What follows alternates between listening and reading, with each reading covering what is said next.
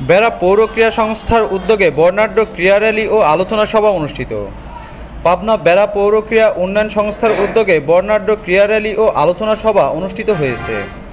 মাদককে না বলুন, মাদকমুক্ত বেড়া গড়ুন, এই প্রতিপাদ্যকে সামনে রেখে শুক্রবার 19 এপ্রিল বিকেলে বিশালিখা নৌকা চত্বর থেকে পৌর ক্রীড়া সংস্থার উদ্যোগে বর্ণাঢ্য ক্রীড়া র্যালি বের হয়ে উপজেলার প্রধান প্রধান সড়ক প্রদক্ষিণ করে পৌরসভা চত্বরে এসে শেষ হয়।